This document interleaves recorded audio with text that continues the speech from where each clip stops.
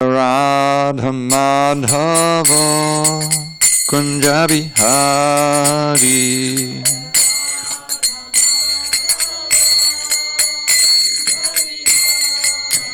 Jaya Radha Madhava Kunja Bihari.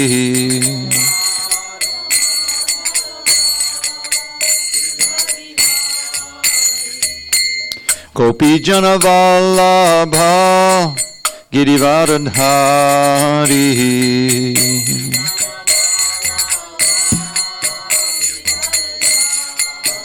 Jai Gopi Jana Vallabha Girivardhari.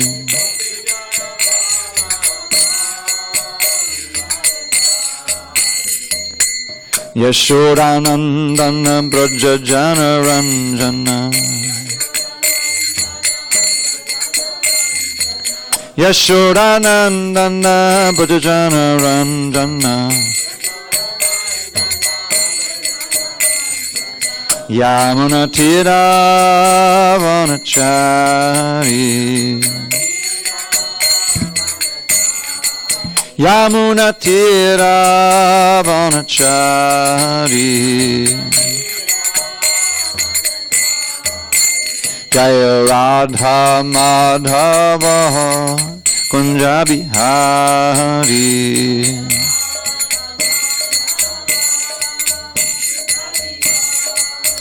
Jaya Radha Madhava Kunja Bihari.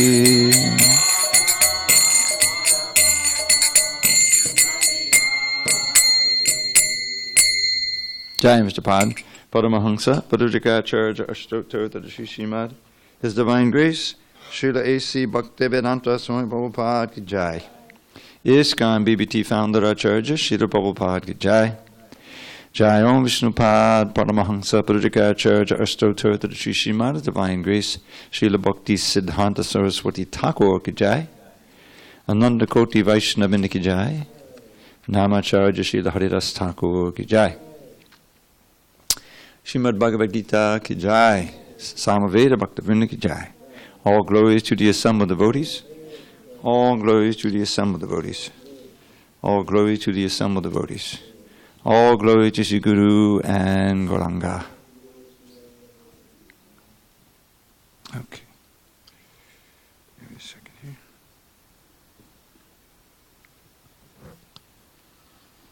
Om Namo Bhagavate Vasudevaya. Om Namo Bhagavate Vasudevaya. Om Namo Bhagavate Vasudevaya.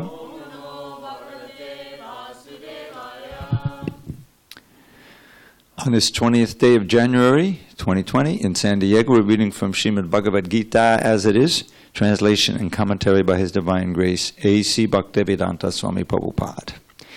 We are in chapter 9, entitled The Most Confidential Knowledge, text number 12, page 392. Page 392.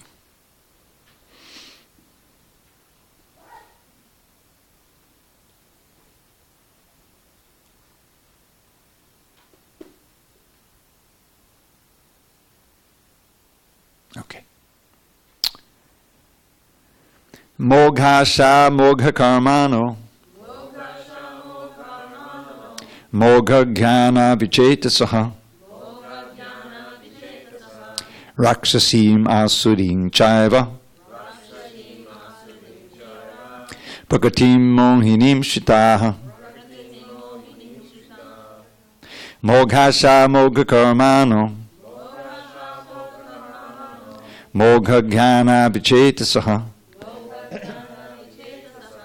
Raksasim asurim chaiva. Prakatim mohinim shitaha. Moghasha mogha karmano. Mogha jnana vichetasaha. Rakshasim asurim chaiva. Prakatim mohinim shitaha. Ayushdanta. Moghasa mogha karmano. Mogha jnana vichetasaha. Rakshasim asurim chaiva. Prakatim mohinim shita. Go ahead, Marcy.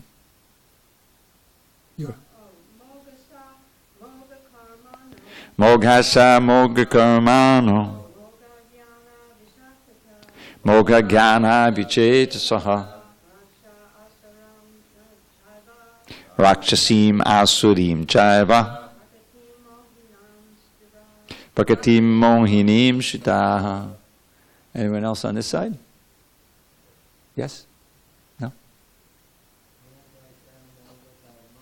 Moghasa mogha karmano. Mogha jnana vichetasaha. Rakshasim asurim chaiva. Prakatim mohinim shitaha. Go ahead. Moghasa mogha karmano. Mogha jnana vichetasaha. Raksasim asurim chaiva. Prakatim mohinim shita.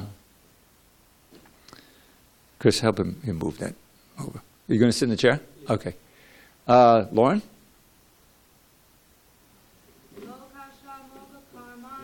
Moghasa mogha karmano. Mogha jnana vichetasaha. Raksasim asurim chaiva. Prakatim mohinim shitaha. Go ahead, Marji. Moghasa mogha karmano. Mogha jnana vichetasaha. Rakshasim asurim chaiva. Prakatim mohinim shitaha.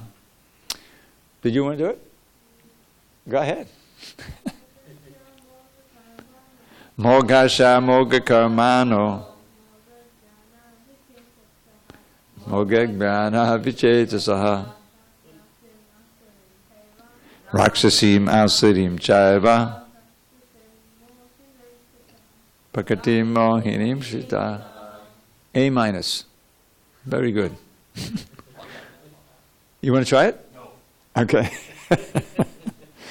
All right. You all have books, so I'll just read them. You read along silently. Mogha asha, baffled in their hopes. Mogha karamana, baffled in fruitive activities. Mogha jnana, baffled in knowledge. Vichetasaha, bewildered. Raksasim, demonic. Asurim, atheistic. Cha, and. Eva, certainly.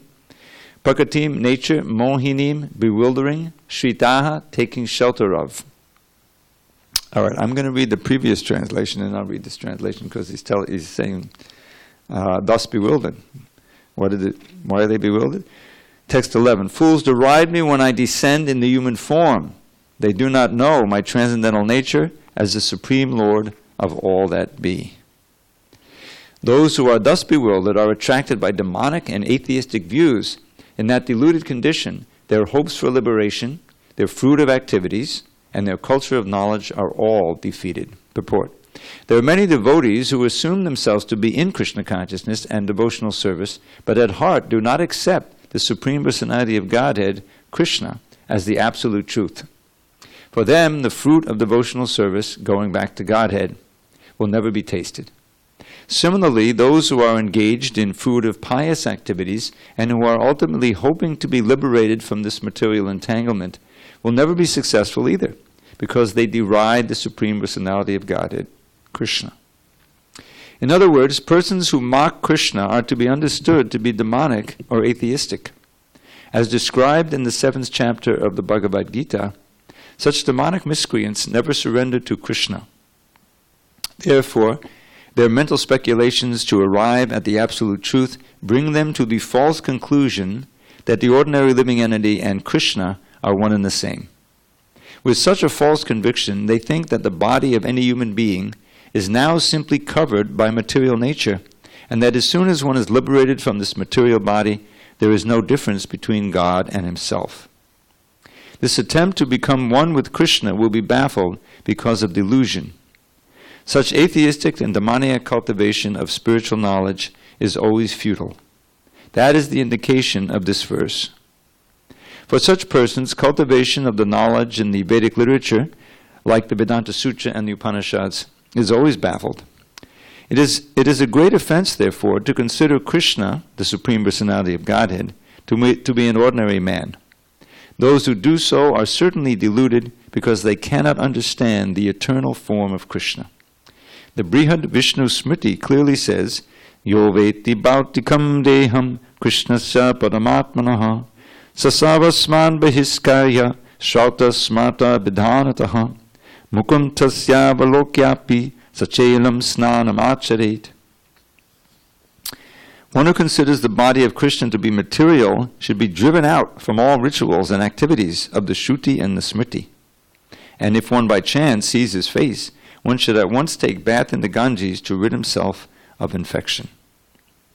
People jeer at Krishna because they are envious of the Supreme Personality of Godhead.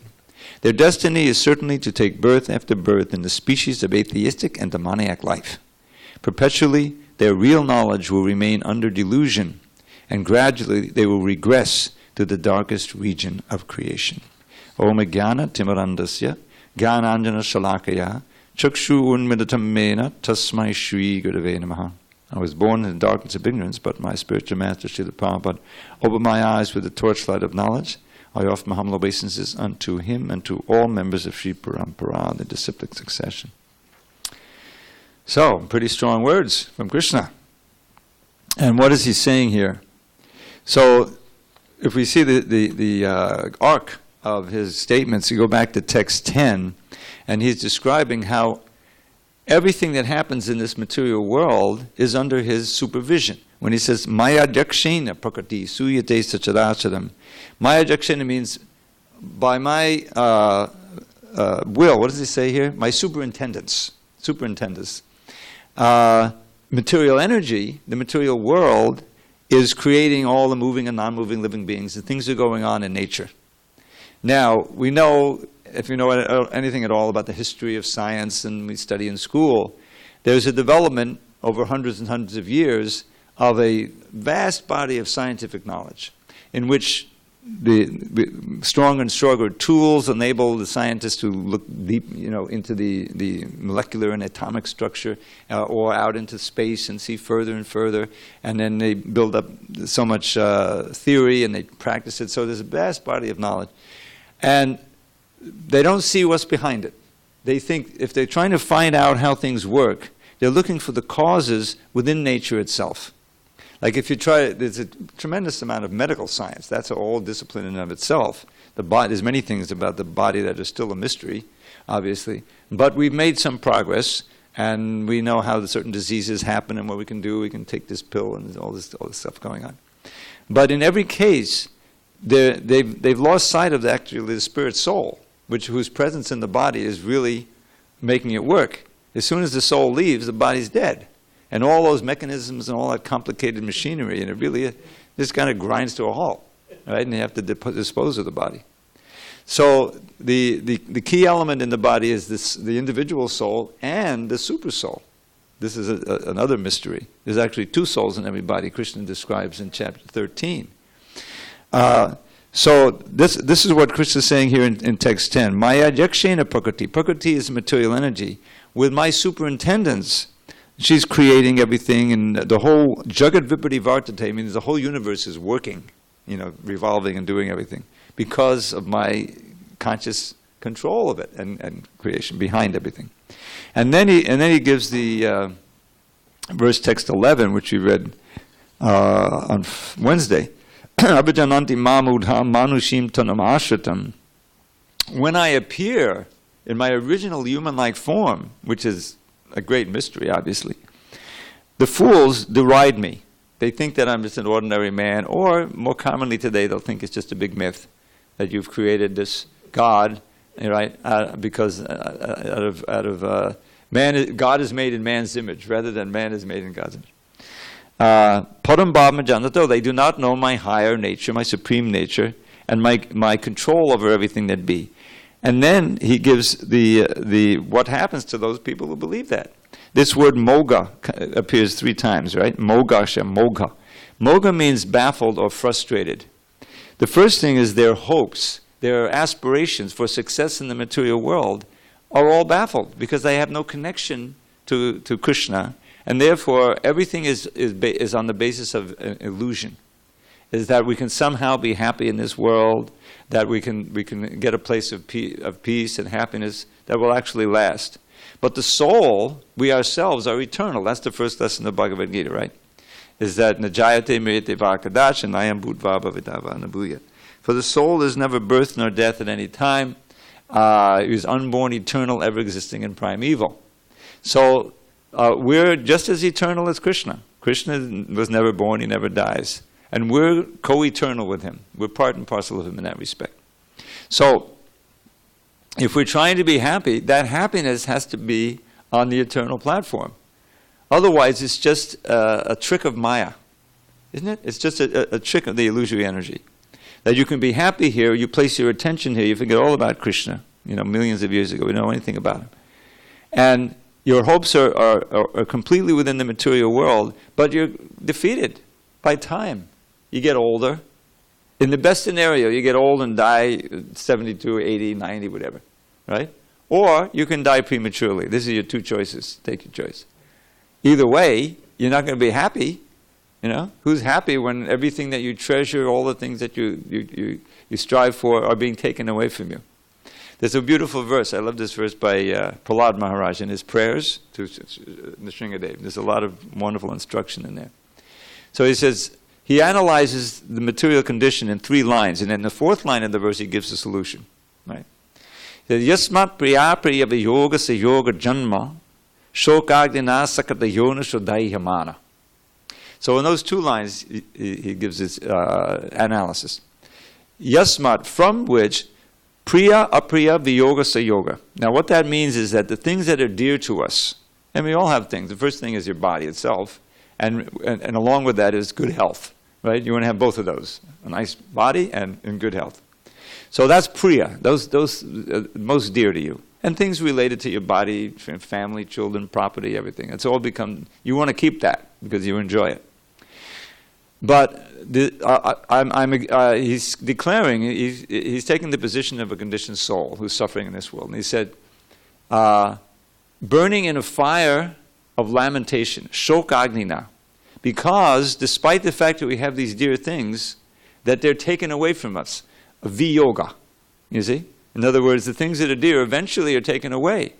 And even just the prospect that that's going to happen, because historically that you see it happened to your mother, happened to your friends, so it's probably going to happen to me. So that in itself puts a big damper on any happiness that you have. That's why we have insurance policies.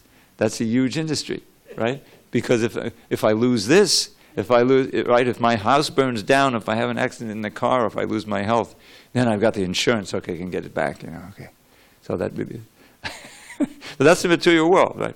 So yasmat priya and viyoga, and then apriya, those things which cause us suffering, and there's a whole bunch of them. Or we have the big things like calamities like fires, right? We have fires in California. Everyone knows about the Australian fires, calamities. Adhyatmic miseries, your mind is not in order, everything else is fine, but you're in misery because whatever, And then there's the adidaivic miseries, things that happen, earthquakes, any moment. There may be an earthquake here, we like to forget it. Hurricanes or whatever. So all of this is threatening you, and eventually they happen. Individually it's going to happen. So this is called apriya sayoga. Apriya sayoga. The things that are not dear, anything but dear, that you're trying to avoid, they're forced upon you. So this is material life. There are periods of like neutrality where you're just living, neither happy nor sad, But there are things you aspire for, and you may get them, but they're eventually taken away. And there are pains which are threatening, which eventually come upon you. So he says this is like a fire of lamentation, shokagnina, and not just in human life, sakata yonishu dayamana. So the little end is burning in this fire of lamentation caused by these two facts of material life eventually come at you. Now, in the human form, lower forms of life, they can't really do much about it, right? But in human life, we have all kinds of strategies to hold on to the priya and to avoid the apriya. In other words, to mitigate the miseries and to maximize the happiness. So this is called duk aushadam. Is a remedy. Aushadhi is like an herbal remedy or any kind of remedy for the difficulty caused by these two phenomena. But then he says, duk aushadam tadapi dukam. Those remedies themselves bring more misery. Think of the pharmaceutical company, the glorious pharmaceutical industry, multi-billion dollars, right? They put all this research in and they come up with this pill, this different pill. Buy this pill, you know, and it will solve this problem, we have something for you. But everyone knows there's side effects, right? To the pills, to the medicine. The first side effect, it costs a fortune, you know. You can empty your bank account just to get the right pills. So that in itself is a big misery, right? So I remember, I always tell this story. I remember reading once, I was sitting in an office, maybe a dentist's office, and I was waiting, and I opened the old Reader's Digest. Did they still have Reader's Digest? Anyway, that's popular from forever. It's from the early 20th century. And they had this ad. It's a small format, you know, the ad for some pill. I think it was, you know, you can tell what's disturbing people most by the frequency of the ads. And so it was for depression, you know, which is common. So the first page, oh, this lady, you know, middle-aged, not really too. She's in a nice field and everything looks happy. She's happy now, you know. But she was depressed. Now she took the pill, let her advertise. She's not depressed. Then you turn the page, and there's 2 pages of side effects that you have to watch out for. You know, it could produce ideation for suicide. That's a big thing. It may affect your liver. It may affect your kidneys. I swear, this was a different ad. I saw one of the side effects was death. You have to watch out for. Thanks a lot. I'm buying your pills. So this is a perfect illustration of this verse. Duk aushadam, even the remedy, herbal remedy, it produces more misery. Now, what's the solution? That's 3 lines, right? This is perfectly painting material life. There's really no pleasure there. It's fool's gold. It's Maya's trick to try to think you can be happy and secure in this world. You have to search elsewhere. So he's there, it was in the Shringadev. You know, he says, Bhuman, O great one, O Lord. Bhuman brahmani vadame, Bhuman brahmani vadame tabadasya yogam. This wandering soul who's going through different species, experiencing all this, please instruct me in your dasya, he calls it dasya yoga, bhakti yoga, the yoga of becoming your servant. That's the actual solution. Now, therefore, mogasha, your hopes, any material hopes for success in this world will be baffled. Moga karmano, your activities to try to maximize the pleasure and minimize the pain will be baffled. Your attempt to accumulate knowledge by which you can understand this world and manipulate this world, it's all going to be baffled because you've cut yourself off by ridiculing Krishna, by ridiculing God, the whole conception of God. In the 16th chapter, this demoniac mentality is nicely delineated. Will be baffled also. And what is the nature of the Raksasim Asurim? Raksasim are the cannibals, and the Asurim are just out and out demons, you know. So he's not mincing any words here. Just like Prabhupada references a verse he quoted practically more than any other in the Gita, maybe second to a few others. Mami namam dushkritano mudha papadnyate naradama mahya parita gyana asuram bhavamasha. Again the asuras. This is the 7th chapter where he says, who surrenders unto me and who doesn't surrender unto me? Well, 4 kinds of pious people approach me, he says. Those who are in distress, those who are looking for knowledge, who are curious, and who are after some material thing. You know, it's a standard reason why people go to church. You know, so that pray for health and wealth and, you know, whatever. So that's good. They're pious, the Sukriti. And if you approach Krishna in any way, now it's Krishna especially, if you walk into this temple and you see the Lord and you hear the kirtan, you're 1 out of 10 million or more, 100 million. How fortunate you are. because it enters into your consciousness, and that goes into the record. Even if you don't do anything else, you've just assured yourself another human birth. So Krishna says they're pious. But on the other hand, those who don't approach me, the dushkriti, not sukriti, but dushkriti, they may have some qualification, but it's been misused because they don't surrender to Krishna. They use it materially. So he gives the categories. Dushkrita mudha, out-and-out fools. Mudha prapadnite naradama, the lowest among mankind. Mayapita jnana, those who maybe have a position in university, have cultivated knowledge, but it's all been stolen away by illusion because they've forgot to inquire into the most important subject. Who am I?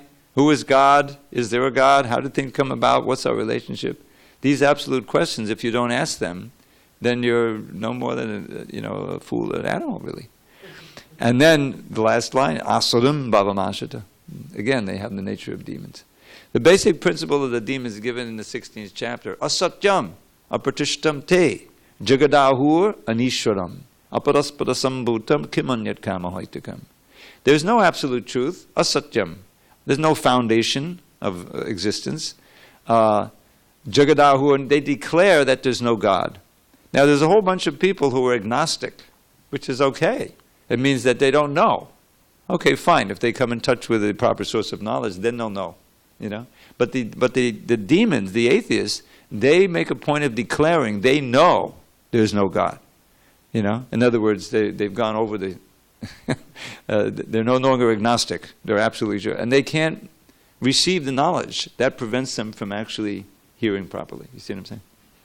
So Krishna is referring to them now, and then this key phrase at the end: Prakriti mohinim shita. They've taken shelter of my external bewildering energy. Mohinim. Now everything depends on consciousness. Everything depends on our state of mind. By what you believe, what you understand as who you are, what this world is, that's how you aspire to act in this world. That's how you act in this world. All right? It's all based on knowledge. So they have taken shelter of this bewildering energy, and therefore everything is seen through that lens, so to speak. How can I enjoy in this world?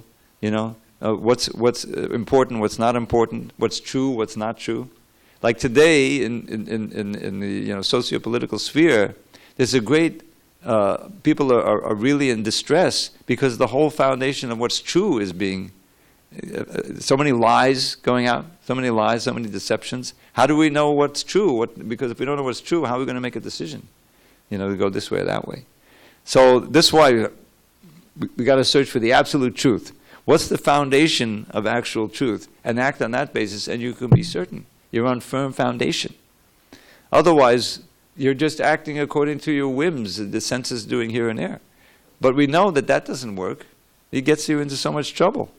Children, why do they need the instruction of the mother and father? Because they look at, this tastes good, let me eat it, this looks good, let me eat it. Little children. No, that's not for you to eat. You learn gradually. The higher intelligence is given by the parents and the teachers. Otherwise, you're sure to fall into a lot of danger and suffering. So that's what Krishna is declaring here, is that this is not the way to go. Is that having faith in Krishna, when you go to the Srimad Bhagavad Purana, there's one verse, I was just looking at it, Paribhasa Sutra. This is the foundational verse of the entire Bhagavatam.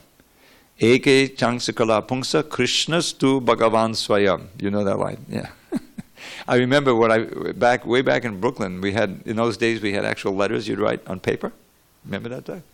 And we had letterhead, ISKCON letterhead. And I don't know if this was coming from Prabhupada or whatever, but the first thing you read in that letterhead before you read the body of the letter, Krishnastu bhagavan swayam.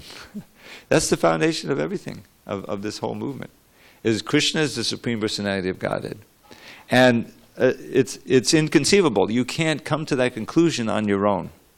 That, why is he a coward boy? Why does he have blue? Why does he like the flute? I was fascinated because I happened to be a flute player. That was one of the reasons I got interested in Well, look, he's a flute player, I know how to play the flute. It was sentimental, but it helped me to get interested. So you can't come to that conclusion on your own. That has to be revealed. That has to be revealed. And so that's our faith. That Srila Prabhupada has come in this line of great acharyas. We learn who they are, the character of Bhaktisiddhanta Saraswati and Bhaktivinoda Thakur, and going all the way back, right? These great towering intellects, they all believed in Krishna. They chanted the same mantra. They studied Bhagavad Gita. They gave us their words and their realizations. And we're receiving that. And when we're intelligent enough to receive it as it is and act on the instructions, then we can actually make advancement. We can benefit from the knowledge. And that's a fortunate soul who has that kind of receptivity. This is what the great preachers are looking for. A few favorable souls, a few submissive ears. There's this word in Sanskrit, shushu-sho. It appears in the second verse of the Bhagavatam. It's just a wonderful verse, the second verse of the Bhagavatam. It describes the glory of the Bhagavatam, and then it says, Sadjo ridya barujyate tukudabishu shushabis tachanat. So what's the need of any other scripture?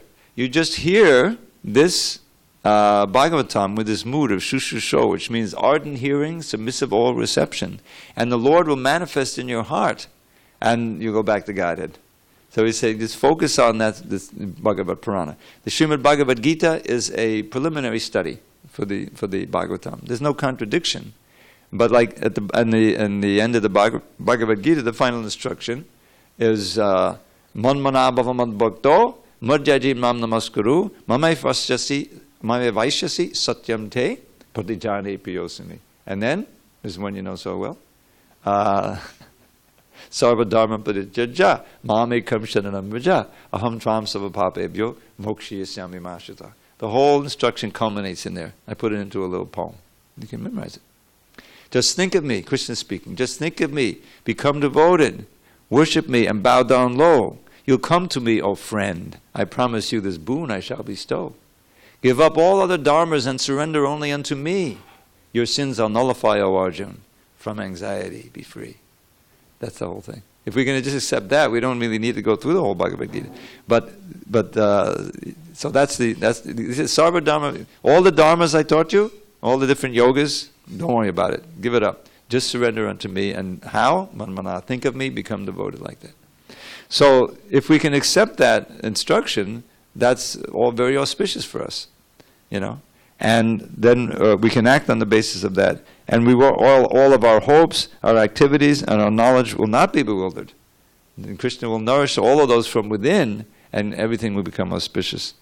Otherwise, for the faithless, there's no progress. That was the beginning of this chapter. Ashadadana Purusha, Dharmasyasa Aprapyamam Navartante Mityu Sangsaravartmani. First he praises the path. This is the king of knowledge, Raja Vidya, Raja Guyam, the most confidential. Pavitram Vidamuttamam, very purifying. You can directly perceive it. Pratyakshabagamam dhamyam susukam kartamaviyam. Even though it's so valuable and so rare, he's saying, but it's very easily practiced. Prabhupada said, you come, he said in one lecture, he says, practically this is a practice of recreation only. You come, dance and chant. When you get tired, you take a little prasadam, listen to some philosophy, take rest, get up, go out and chant and dance. And go. What's the big deal? That's the highest point.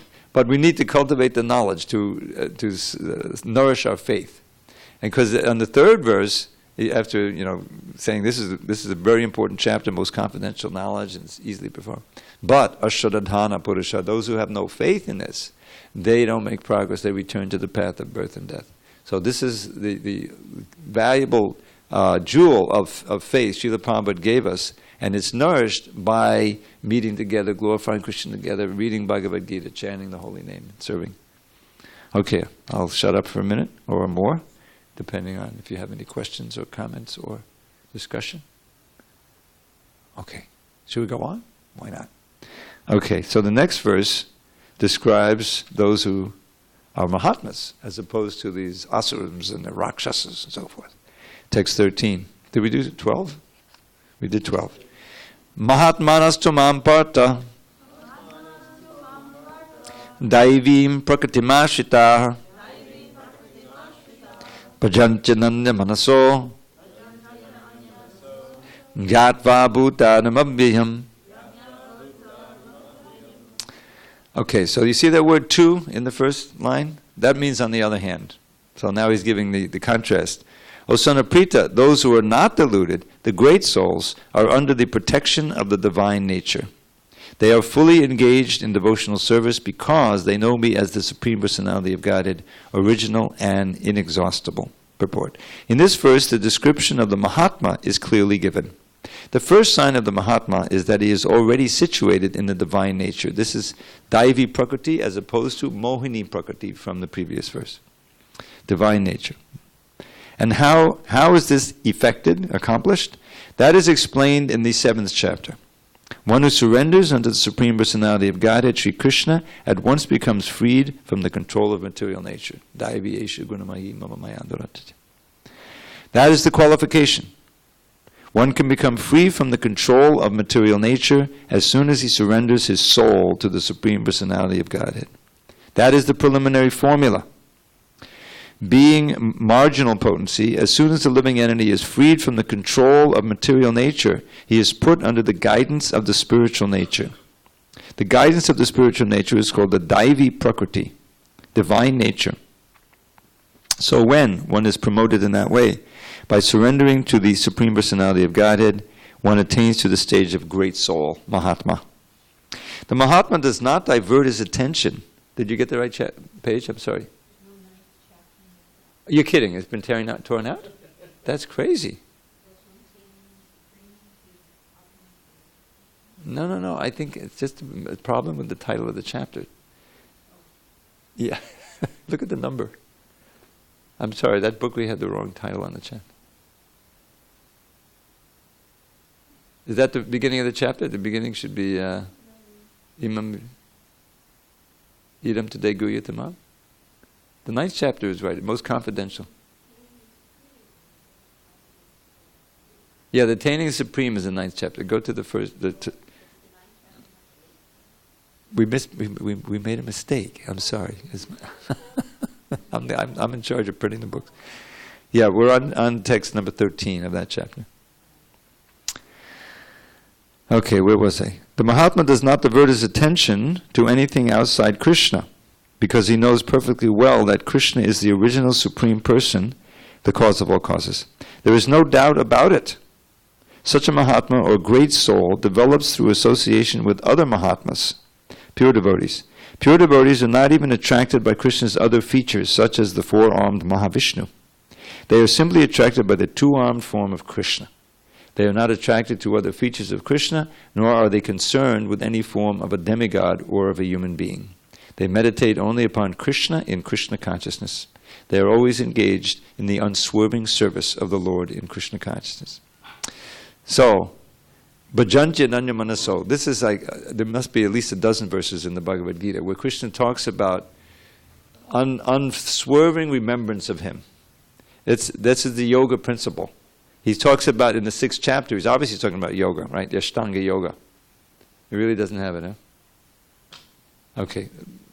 Arya, see if there's another book in the You don't need a book? All right, I'm sorry. I'm going to look at that book, and if it's not suitable, I'm going to take it home. It's not going to be anywhere around anymore. Is that book? Okay. So, the Bhajantya Nanda Manaso. What does he say in the previous chapter? Ananya Chetas Ananya Chintiyanto Mam Yejana Paryapasate Tesham Nitya Yogakshema Vahamiham. That's in this chapter. But he's saying Ananya. Ananya means without deviating the intelligence or the consciousness. This is what we're meant to come to that point. In other words, to be a yogi, to be a successful yogi, you have to control the mind and fix it on the Supreme. The Supreme is the Supreme Personality of Godhead. And He's all attractive. He's all attractive. Now the mind now is being attracted to all kinds of reflections of that all-attractive nature in the material world. We don't want the reflection. We want the reality. And so that's why it's a discipline, it's a sadhana. To find out the ways and means of fixing the mind on Krishna. And we've been given such an easy, attractive way. Krishna came as Lord Chaitanya and gave the chanting of the holy name, the Hare Krishna mantra. Krishna's very name means attractive. You know that? Karshati means to attract. So all attractive means the beauty, the qualities. You read the Nectar of Devotion, you know, the 64 qualities nicely explained. I was just going through, you know, one little verse of the description of the love Mother Yashoda feels for the child Krishna. How is he approaching her? So now, those who are familiar with the Indian culture, you know better than me. Isn't there a very popular little murti of little baby Krishna crawling toward his mother, and he's got one hand up like this, and he's holding some butter in the hand, right? He's not wearing much of anything, and he's just crawling. There must be 100 million of those, or 200 million in the homes in India. So that's what this verse is describing, and how Mother Yashoda relates. So listen to the verse. This is a beautiful verse about beautiful Krishna. Kvanata kanika kinkani kalapam smitamukam hundrana nasika gramuktam kadaduta navanita pindamangre tanayam abheksha nananda patni. Now just that phrase, nananda patni. Nanda patni, who can guess who that is, you know? Nanda patni? Who is Krishna's father? Nanda. And the wife, Patni, is Yashoda. Nanda Patni is the name for Yashoda. So she's delighted. Nananda is a word in Sanskrit. He knows. He memorized dictionaries, Rupa Goswami. He knows it. Nanda Patni. Kwanita kanaka kinkani kalapam. Every word is important. Kwanita means tinkling very sweetly. Kanaka is gold. Kinkani is the waist bells. Kalapa means the string. The string of waist bells, golden waist bells, is tinkling very sweetly as he crawls toward his mother. Now, what does he look like? He said, Kwanata kanika kinkani kalapam smitamukam, smiling face. When the child smiles, you have to be a heart of stone not to respond to that. But the speaker, Mother Yashoda. Smitamukam ujjvala nasika gramuktam. Now, here the word mukta means a pearl. That's one of the reasons. Affixed to the tip of his nose is a very effulgent pearl. Okay, so you get this image. So Smita Mukham is a little smiling face and with the pearl on his nose. That's all he's got. That's all he's wearing. He's got that pearl, he's got that string of bells, he's got nothing else. And so he's crawling to his mother. Now, Kadadutta Navanitam. Navanitam is fresh butter, right? Pitam, not pitam, pindam is a ball. So a fresh butter ball he's got in his hand. Kadadutta, holding in his hand. Kadadutta Navanita Pindam Agre, he's coming before his mother. Kadadutta Navita Pindam Agre, Taniyam Abheksha. She's seeing her son, Taniyam, looking at her son in this way, crawling toward her, and she's just delighted to see him. And you know, the milk is flowing like that. So this one verse, you know, that's just one drop in the ocean of nectar of Krishna realization, you know, given to us by Rupa Goswami. He describes many other scenes like that, the relation with the cowherd boys, his 64 qualities, and in every case you'll see Krishna is all attractive. He's attractive. So we somehow need to become attracted to Krishna and use what we have. We have our senses, we have our mind, we have our wealth, we have whatever we have, to connect to Krishna. Means that we have our vision. Okay, we can see the paintings and the curtains open, we see the deity. You know, he's kindly appeared, that's another mercy, and comes as the holy name, the most merciful. Anyone, anytime can contact Krishna through chanting his holy name. And if we become purified enough, that holy name itself will be so attractive, will take us right back to God. So this is the result of having faith in Krishna and the words of the great acharyas. That's what it means, daivim prakritimashita. To take shelter of the internal energy means to always having the mind and senses connected to Krishna through his manifestations in this world. Why do we hear in the 7th chapter, you know, okay, you can't practice Ashtanga Yoga. We understand that. You're not going to go off to a lonely place, you know, and sit in a cave somewhere and wrestle with the mind and practice pranayama. A very, very, very few could possibly do that. But that's not suitable for Arjuna. He said he can't do it. We can't do it either. But then the great thing is we don't have to. You know, all we need to do is follow the principles to let the mind become attracted to Krishna. So Maya Sakta Manaparta. Okay, we'll start with where you're at. Rasoham Apsukonteya. Does anyone drink water in this room? Does anyone not drink water? No, hopefully not. So then just remember, when you drink water, the taste of that water is Krishna. He said so. Rasoham Apsukonteya. So the next time you drink water, you'll remember Krishna. You can see the sun, light of the sun and the moon. That's me. Okay, then I'll think of him that time. He goes through the fragrance of the earth. In other words, all the senses are covered. So the point is, at any time, in any place, you can remember Krishna through his material energy. But that's the first step. More importantly is to find ways, or find a teacher who can teach you how to engage the material energy in the service of Krishna. And that's what this movement is all about. This temple building used to not be a temple. It used to be a warehouse or a movie theater, whatever it was built as. And if you walk in there, you're not going to be reminded of Krishna. But devotees came here. Guru Granth Maharaj was able to get the building, and the devotees all cooperated. There's a beautiful series of black and white pictures going way back to the early 70s, showing them working on this temple. His wife, at that time, he was married, was the designer, and all of this has come. She researched what this form, architecturally uplifts the mind. The colors and everything. These little panels that describe remind you of Krishna's Leela. So it's still cement and paint and whatever it is. But the way it's used, the consciousness it was formed, it all reminds you of Krishna. What to speak of the deities. So this is the art and science of Bhakti Yoga, using everything we've got, beginning with the ears and the tongue and the voice. Hearing, chanting, hearing, repeating. And turning the consciousness toward Krishna, and that's the way you can actually be happy in this world and beyond. Even in the greatest difficulty, you can remain peaceful because you're with Krishna, even at the point of death. I've been at several bedsides of devotees. Devotees are chanting Radhanath. You remember Radhanath? Be there. And it helps even us Westerners. Who start from the worst kind of lives, contaminated, can be purified by this powerful process. So that's what's being given here. And tomorrow, why not tonight? If you have any questions, we can read the next verse, which they go together. This is about kirtan. It's all about kirtan. Satatam kirtayanto mam yatantascha dvidhavataha namasyantascha mam bhaktya nityayukta upasate. Always chanting my glories, endeavoring with great determination, bowing down before me, these great souls perpetually worship me with devotion. Purport. The Mahatma cannot be manufactured by rubber stamping an ordinary man. His symptoms are described here. Symptoms means characteristics. A Mahatma is always engaged in chanting the glories of the Supreme Lord Krishna, the personality of Godhead. He has no other business. He is always engaged in the glorification of the Lord. In other words, he's not an impersonalist.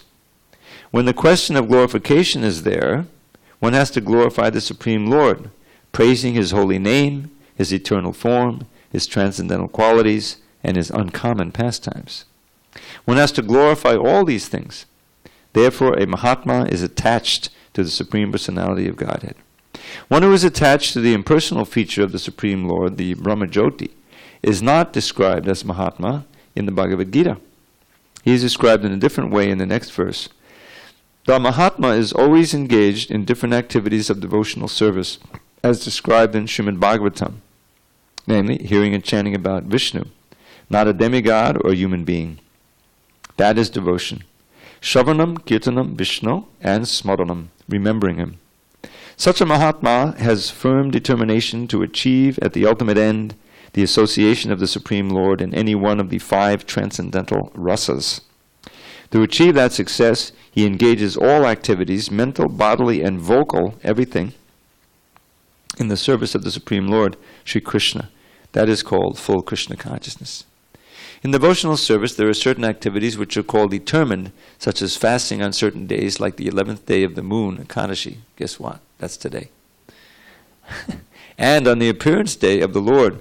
All these rules and regulations are offered by the great acharyas for those who are actually interested in getting admission into the association of the Supreme Personality of Godhead in the transcendental world. The Mahatmas, the great souls, strictly observe all these rules and regulations, and therefore they are sure to achieve the desired result. as described in the second verse of this chapter. Not only is this devotional service easy, but it can be performed in a happy mood. One does not need to undergo any severe penance and austerity. He can live this life in devotional service, guided by an expert spiritual master, and in any position, either as a householder or a sannyasi or a brahmachari, in any position and anywhere in the world, he can perform this devotional service to the Supreme Personality of Godhead and thus become actually Mahatma, a great soul. You'll never find in Krishna consciousness, this is one of the reasons why after going from here to there and different yoga groups and studios, I finally joined up the Hare Krishnas. Because at that time I was chanting Hare Krishna, and there was a potency there, sense. And I found that I was happiest when I chanted. So I would go to this yoga studio, I was chanting Hare Krishna, but then it came time to stop the chanting and do something else, do the asanas or here, something. But when I went to the Hare Krishnas, the more I chanted, the more happy they were with you. You could chant all day. And I remember taking out the garbage, which is often the first, duty of the new bhakta. Yeah, I'm just chanting Hare Krishna, Hare Krishna, Hare Krishna. And the temple commander, who also wasn't initiated yet, you remember Bhakti Vinod? From New York. It was Bhakta Ben at that time. He said, Bhakta Tom, I think you're going to make it. Because I was happy to chant, taking out the trash, chanting Hare Krishna. So we have to, kind of adjust the mind and say, okay, it says here, and there's so many descriptions of this great ecstasy and pleasure that comes from not just chanting, but all kinds of devotional service. So I believe in that. I believe in that. And I see some, the other devotees, they're pretty blissful, And so I want to strive for it. The idea is that you can't, it's not explainable by some kind of material means. There's nothing material about it. How someone could, book distributors, which I always found inconceivable. I never went through that austerity. They could do, such austerities, go out, be insulted, go out, not really succeed very well, traveling, Sankirtan, all this thing. And they're the most blissful. Come back to the temple, and they're just, very enthusiastic. So that means that the material element, the material side, is being restricted. They don't have money. They're not keeping the money. They're not, doing anything, that we normally consider to be fun or play or anything. They're working hard for giving people this knowledge, and they're experiencing some higher happiness. Well, where's that coming from? It's not an imagination. You can't fake that. And I experienced it myself. You work hard for Krishna, you do it, or just kirtan, that's hard. Every Sunday I've been doing the kirtans here mostly, And as I get older, it's a little harder to bounce back, I'm kind of... But I don't feel like I wasted my time at all, by anything but. So the idea is that happiness, that bliss, that ananda is part of us. It's there. We've covered it over. We've lost touch with it. And we're looking for that happiness, because that's the nature of the soul, searching for happiness, in the material energy. And what we're getting is just a reflection. We're getting a little, what they call fool's gold. Looks like gold, but only a fool would actually try to, think it's gold. So that's who we are. We've been befooled by the material energy, looking for the happiness. Oh, this is it. Now I've got, it's all set. But it's not, So we've been blessed with the instruction, the association of a great soul like Srila Prabhupada, who is experiencing it every moment. When he writes here, he has no other business but glorifying the Lord. That's exactly what Prabhupada did. You look at his life. He's either writing or speaking about Krishna or arranging to build a temple or engaging whatever it is, but it's all in glorification of Krishna. And he's feeling Krishna's presence at every moment, seeing him. So we can also aspire for that. This is not out of reach. We just have to strive. There's this word strive. The word yati is often used for a sannyasi because they really have to strive, to be in that ashram, But here, I'll end with this one verse Prabhupada would often quote. The importance of human life, the rarity and importance of it. Labdva sudurlabhamidam bahusam bhavante manushyam artadam anityam apiya dhira Turnam yateta napateta no mrityayavat nikshayasaya vishaya karusarva taksyat.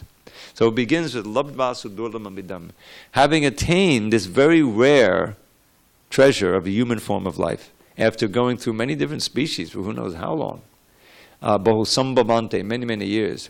Manushyam, the human form, the very word in Sanskrit relates to human, mankind. Artadam, very key word. Arta is something valuable. Oftentimes it refers to money. What is it? Dharma, artha, kama, moksha. But in this case it means svarta, the goal of the soul, that which is most valuable to the soul. Only in human life can you strive for it. Because in other forms you have no idea, you're too benighted. So artadam, anityam apihadir, but it's temporary like all other forms. Everyone knows it. The time is going on. So one has to be dhira. You have to be thoughtful in order to consider what's the ultimate good, nikshayasa, what should I strive for? And having understood by hearing, turnam yateta, without wasting time. Turna means immediately. As soon as you understand it, chant Hare Krishna, Hare Krishna, Hare Krishna, everything. That's the basic activity. So, turnam yateta, napateta, as long as the body hasn't fallen down and died, and as long as you have some life in you, and you have some will over your senses, connect them to Krishna. Anumritya yavat nikshayasaya. Again, this word, nikshayasa, the ultimate good, which is breaking out of the bonds of birth and death, going back to Godhead, where we came from, and resuming our eternal life forever of eternal bliss and knowledge. That's nothing less we should strive for. Everything else is fool's gold. Nikshayasa, and then vishaya kolasarva takshat.